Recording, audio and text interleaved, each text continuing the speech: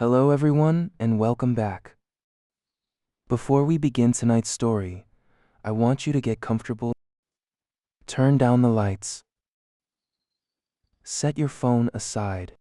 Find a comfortable position, close your eyes if you'd like, and let yourself slowly relax. You don't need to think about anything tonight. You don't need to worry about tomorrow. Just listen to my voice and let the story carry you somewhere quiet. And before we begin, if you enjoy these long, relaxing horror stories, please take a moment to leave a like and subscribe to the channel. It really helps the channel grow.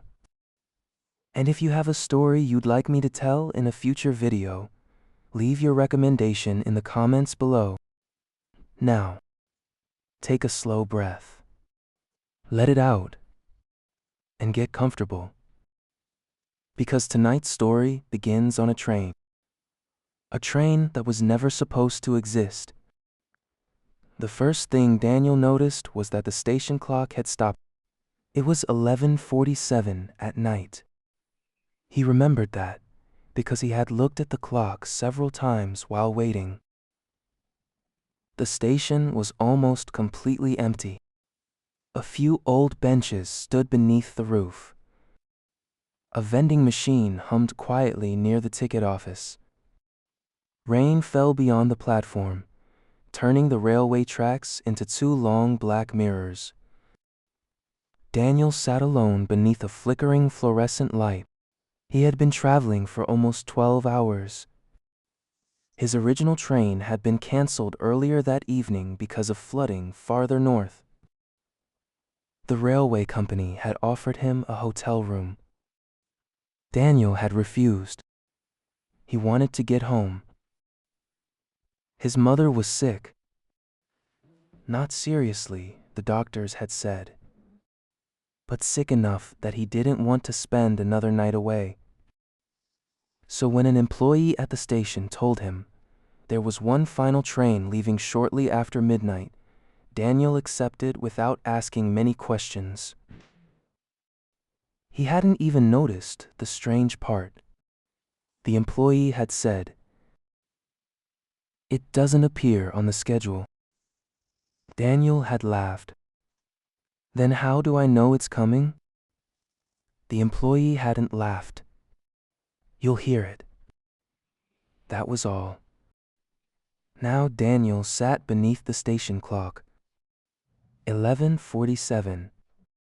He checked his phone. 11:47. He waited. A minute passed.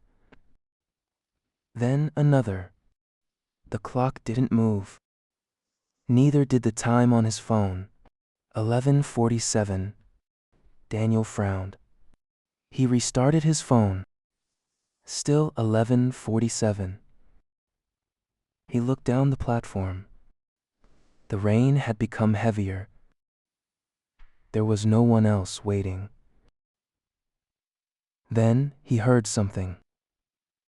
Very faintly. A train horn. Daniel stood. The sound came from somewhere beyond the darkness. One long, low note. Then silence. He looked toward the tracks. Nothing. Another horn sounded. Closer this time. Daniel felt a strange pressure in his chest. The platform lights began flickering, one after another, until only the light above Daniel remained. Then that light flickered too, and went out. For several seconds, the station was completely dark. Daniel heard the sound of steel wheels approaching. Slowly, quietly, almost impossibly quietly, a train emerged from the darkness. It wasn't like any train Daniel had seen before. It was old, very old. The exterior was painted a dark green that had faded almost to black. The windows were tall and narrow. Warm yellow light glowed from inside. The train moved without headlights, without sparks, without the usual metallic roar.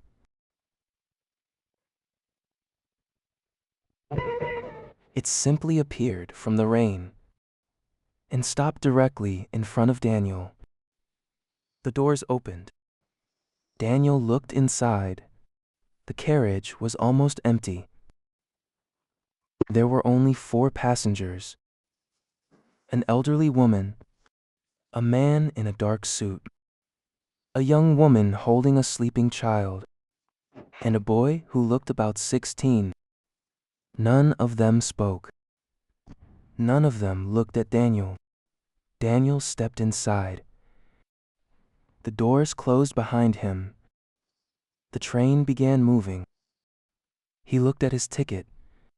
The destination printed on it was correct: his hometown. He relaxed slightly. Maybe everything was fine.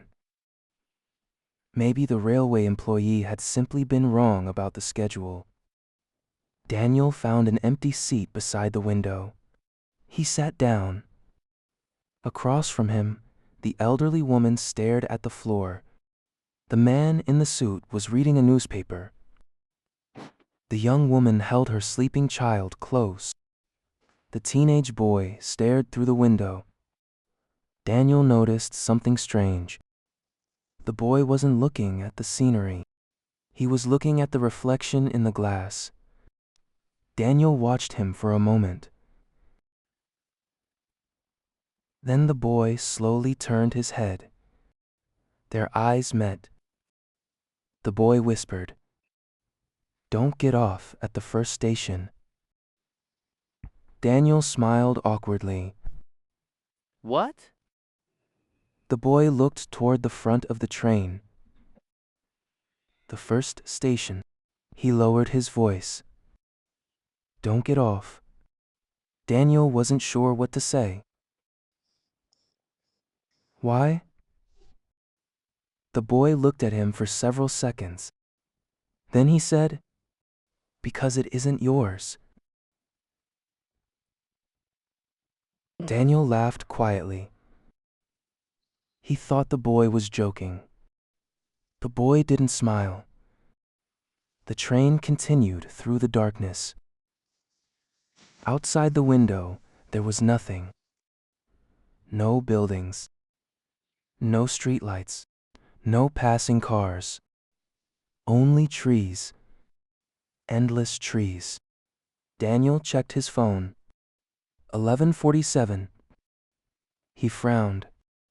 The train had been moving for at least 20 minutes. But his phone still showed 11:47. He checked the train's clock. 11:47. He looked at the man in the suit. "Excuse me." The man slowly lowered his newspaper. "Yes? Do you know what time it is?" The man looked at the clock. 11:47. Daniel smiled. "Has it been 11:47 for a while?" The man stared at him. Then he folded the newspaper. "How long have you been on the train?" Daniel thought. "Maybe 20 minutes." The man looked uncomfortable. "Then you've been here longer than I was." Daniel frowned. "What does that mean?" The man didn't answer. The elderly woman suddenly spoke. "Don't ask questions." Daniel looked at her. She was still staring at the floor. "Why?" She raised her eyes. Her face was pale. "Because the train listens." Daniel smiled nervously. "Okay." He turned back toward the window, but something had changed. The reflection in the glass wasn't right. Daniel could see himself sitting in the seat. But behind him, There was someone standing, a tall figure. Daniel turned around. Nobody was there. He looked back at the window. The figure remained, standing directly behind his reflection. Daniel's breathing slowed. He didn't turn around again. The figure appeared to be wearing a conductor's uniform. Its face was hidden in darkness. Daniel stared at the reflection. The figure slowly raised one hand. It pointed toward the end of the carriage. Daniel looked down the aisle. Nothing. When he looked back, the figure was gone. The train entered a tunnel. Darkness filled the windows. For several minutes, Daniel could see only his own reflection. Then another reflection appeared. The teenage boy, except the boy wasn't sitting across from him anymore. Daniel looked toward the boy's seat. Empty. He looked back at the window. The boy's reflection was still there. Daniel turned. The boy stood at the end of the carriage. He whispered, "Don't look at the windows." Daniel's stomach tightened. Why? The boy's expression changed. He looked frightened. Because they can see you through them. Daniel slowly turned his eyes toward the floor. The train continued through the tunnel. The lights flickered, once, twice. Then every light inside the carriage went dark. Daniel heard breathing. Not his own. Something was breathing nearby. Slowly. Deeply. Then a voice spoke from somewhere behind him. Next station. Daniel froze. The voice sounded like a conductor. Next station. The train began slowing. Will be your last. The lights came back on. Daniel looked up. The boy was standing beside him. His face was pale. He whispered, "It's coming." What is? The boy pointed toward the window. The tunnel had ended.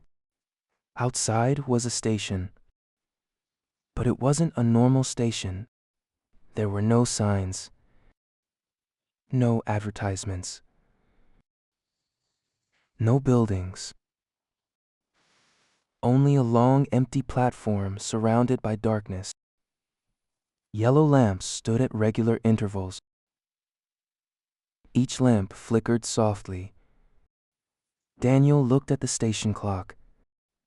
It read 12.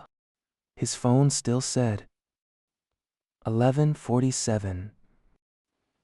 The train stopped. The doors opened. Nobody moved. The elderly woman closed her eyes. The man in the suit folded his newspaper. The young mother held her child tighter. The boy grabbed Daniel's wrist. Don't get off. A bell rang. Once. The train doors remained open. Daniel looked outside. There was someone standing on the platform. A conductor. He wore an old black uniform. His face was hidden beneath a cap. He stood completely still. Then he raised a lantern. The yellow light illuminated his face. Daniel couldn't see any features. There was only darkness beneath the cap. The conductor spoke. Daniel. Daniel's blood ran cold.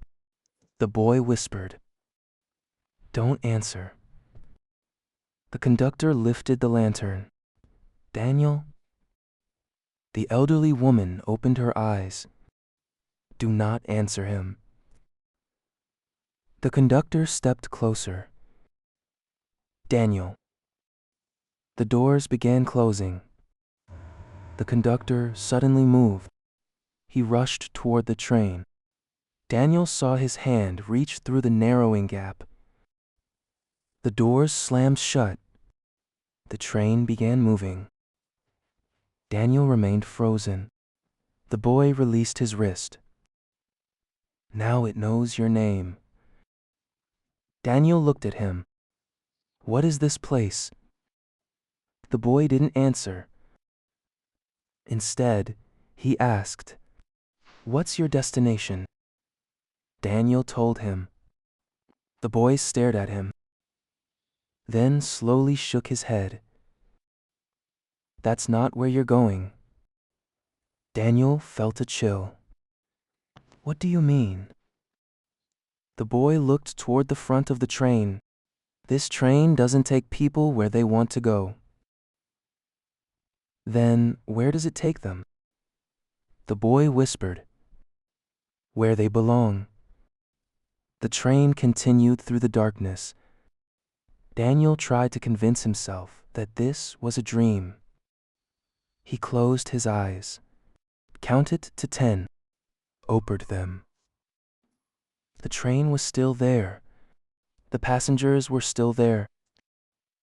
The lights still flickered. He looked at his phone. 11:47.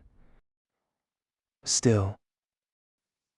He opened his messages. No signal. He opened the map. The location couldn't be determined. He tried calling his mother. The call failed. Then his phone rang. Daniel nearly dropped it. Unknown number. He stared at the screen. The elderly woman looked at him. Don't answer. The phone continued ringing. Daniel declined the call. Immediately, another call came. Same number. He declined again. A message appeared. Daniel opened it. There was no text. Only an audio recording. He hesitated. Then pressed play. Static. Rain. Then a voice. His mother's voice. Daniel? He stopped breathing. The recording continued. Where are you? Daniel's eyes filled with tears. His mother's voice sounded frightened. Daniel, please come home. The recording ended. Daniel looked at the other passengers. Nobody reacted. He played it again. This time he heard something beneath his mother's voice. A whisper. Very faint. He's already home. Daniel stopped the recording. The boy looked at him. You heard it. Daniel nodded. What does it mean? The boy looked away. It means the train is getting closer. Closer to what? The boy didn't answer. Outside, another station appeared. This one was different. There were people standing on the platform. Hundreds of them. All perfectly still. Daniel looked carefully. Some were men. Some women. Some children. They all faced the train. None of them moved. The train slowed. The elderly woman whispered, Don't look at them. Daniel looked anyway. One of the people on the platform was wearing his mother's coat. Daniel leaned closer to the window. The woman turned her head. It was his mother. Daniel stood. The boy grabbed him. No. That's my mother. No, it isn't. Daniel tried to pull away. The woman on the platform smiled. She lifted her hand. She waved. Daniel's mother had a small scar above her eyebrow. The woman outside had the same scar. Daniel felt tears forming. Mom? The woman smiled wider. The boy shouted, "Don't say her name." The woman outside stopped smiling. The train began moving again. She followed the train. Her feet remained perfectly still. Yet somehow she moved alongside the carriage. Daniel watched her through the window. Her face slowly changed. The skin became pale. Her eyes became completely black. Her mouth opened impossibly wide. Daniel fell backward. The lights inside the train flickered. The woman disappeared. The train entered another tunnel.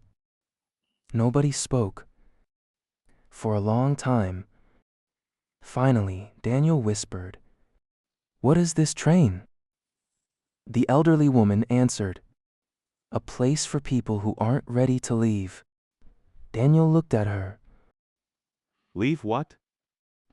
She closed her eyes. Their lives. The train continued. The boy finally sat down. He looked exhausted. Daniel noticed something. The boy's hands were trembling. "How long have you been on this train?" The boy didn't answer. Daniel asked again. The boy looked at him. 7 years. Daniel stared. "That's impossible." The boy smiled sadly. "That's what everyone says." Daniel looked toward the man in the suit. "And him?" The elderly woman answered. 21 years. Daniel looked at the young mother. "And her?" 3. Daniel's heart sank. "What about you?" The elderly woman looked at him. 42. Daniel couldn't speak. The train moved through darkness. Then the conductor appeared. He stood at the far end of the carriage. His uniform was black. His face remained hidden. He walked slowly toward Daniel. Each step echoed through the carriage. He stopped beside Daniel.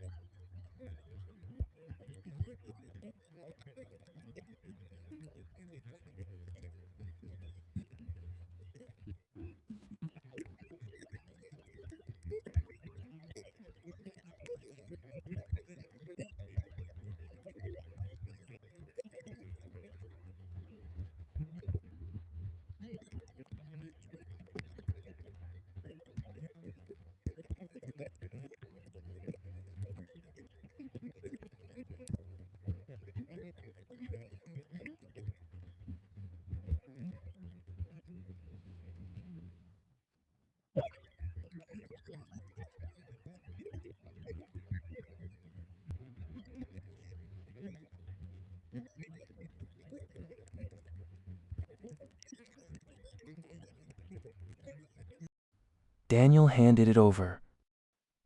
The conductor examined it, then looked at Daniel. You've made a mistake. What mistake? You boarded the wrong train. Daniel's voice trembled. How do I get off? The conductor smiled. You already did. Daniel stared. What? The conductor handed the ticket back. Your body is still at the station. Daniel felt cold. My body? The conductor walked away. Daniel looked at the boy. What did he mean? The boy stared at him. Then he whispered, You need to remember. Remember what? Why you were at the station. Daniel thought. He had been traveling home. His mother was sick. His train had been canceled. He had waited. Then this train arrived. But there was something missing. He couldn't remember getting onto the platform. He couldn't remember buying the ticket. He couldn't remember leaving his previous train. He couldn't remember the employee who told him about this train. The memories seemed blurred, like photographs underwater. Daniel closed his eyes. He tried harder. Rain. Station. Telephone you. His mother's voice. Then, a road. Headlights. A truck. Brakes. Glass. Daniel opened his eyes. The train was silent. The boy stared at him. You remember? Daniel whispered. The accident. The boy nodded. Daniel's hands began shaking. He remembered now. He had been driving home, not taking a train. He had been driving through the rain. His mother had called, he answered. She told him she was feeling worse. Daniel had promised he would be home soon. Then headlights appeared. A truck crossed the center line. Daniel turned the wheel. The car spun. Glass shattered. Then darkness. He remembered the sound of the horn. He remembered his head striking the window. And then, nothing. Daniel looked at the train. What is happening to me? The elderly woman answered softly. You are deciding. Deciding what? Whether you are ready. The train slowed. A final station appeared outside. There was no platform. No building. No sign. Only a single bench beneath a yellow lamp. Someone was sitting on it. Daniel's mother. She looked exactly as he remembered her. Alive. Smiling. Waiting. Daniel stood. The boy did not stop him. The elderly woman closed her eyes. The doors opened. Daniel stepped onto the platform. Rain fell softly. His mother looked at him. You came. Daniel began crying. I'm sorry. She smiled. You don't have to be. Daniel walked toward her. Behind him, the train remained waiting. His mother held out her hand. Come with me. Daniel looked at her. Where? She smiled. Home. Daniel reached for her hand, but stopped. Something was wrong. Her feet weren't touching the ground. Daniel looked down. There were no shadows beneath her. He stepped backward. His mother smiled, but the smile wasn't hers anymore. Daniel. He closed his eyes. No. Daniel. He shook his head. You aren't my mother. The figure's face changed. The eyes became black. The mouth opened. The station lights went out. Daniel heard hundreds of voices whispering his name. He ran. He ran back toward the train. The doors were closing. The boy stood inside. Jump. Daniel ran faster. The doors were almost shut.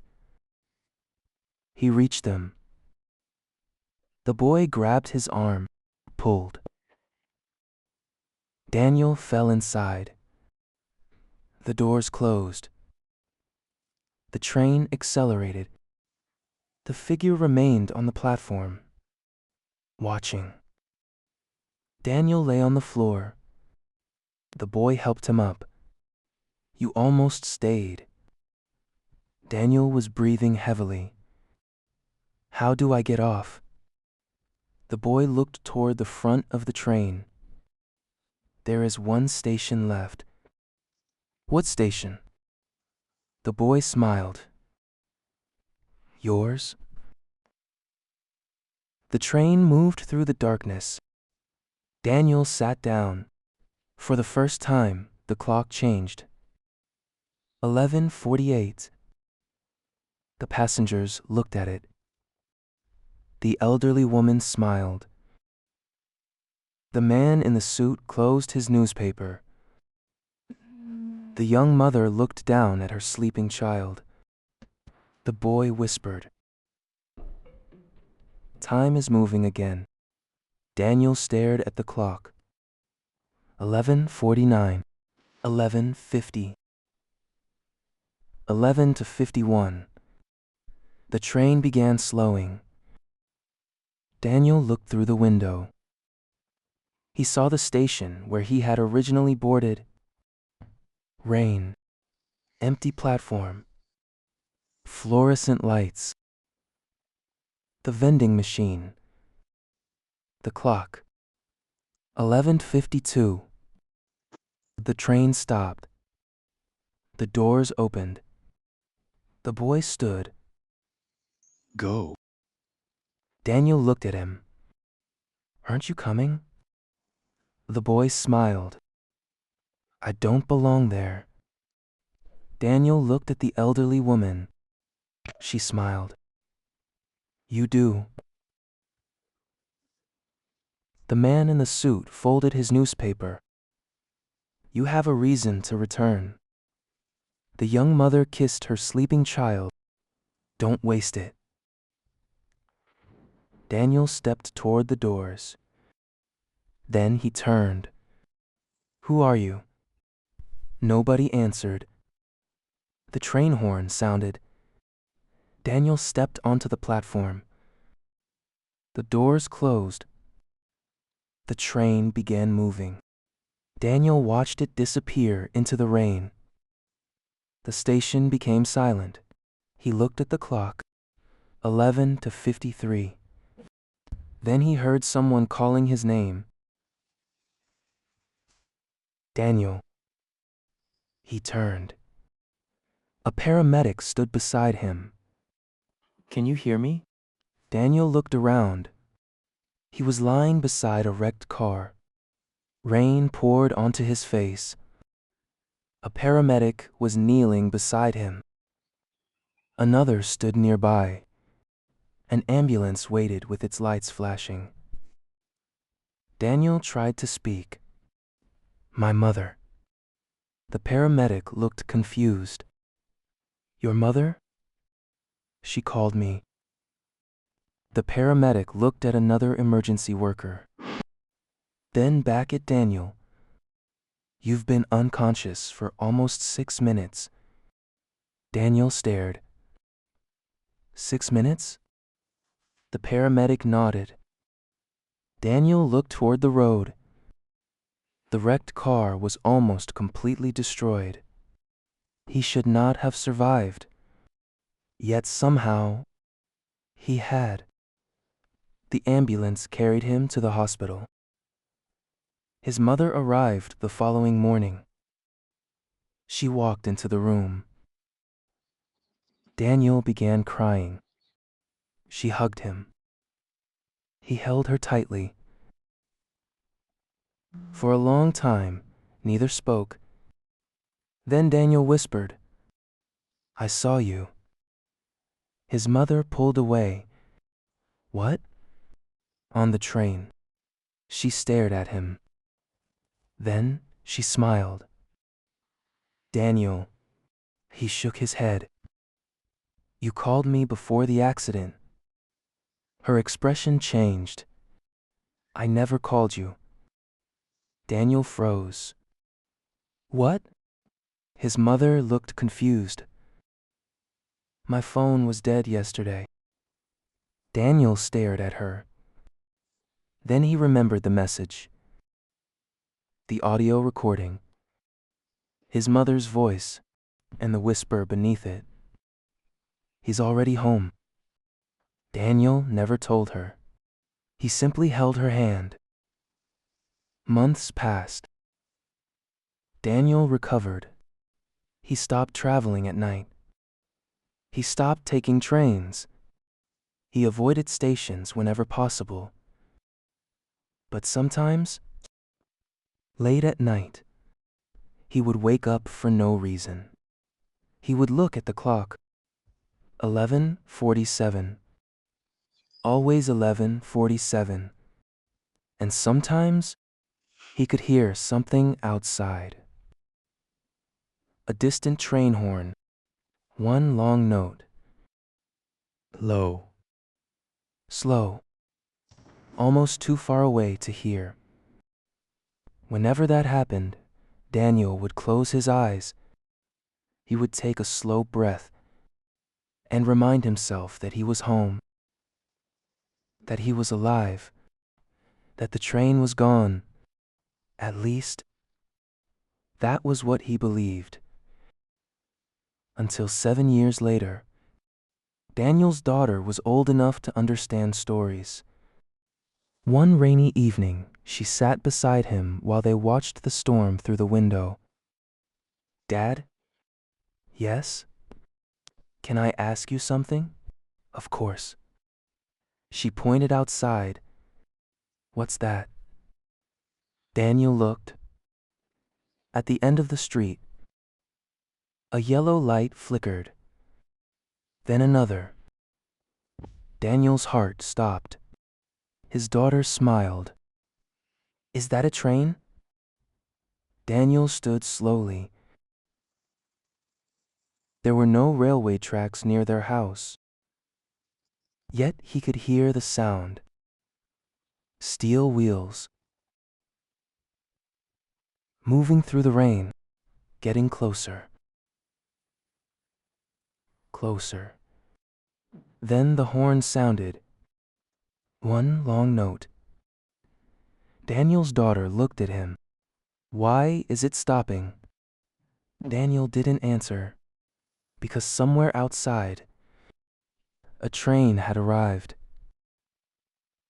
And the clock on the wall had stopped. 11:47. Daniel closed his eyes. He remembered the boy, the elderly woman, the man with the newspaper, the young mother. He remembered the conductor. And he remembered the final station. His daughter took his hand. "Dad?" Daniel opened his eyes. The yellow light outside was gone. The train was gone. The rain continued. Everything was normal. His daughter smiled. "Never mind."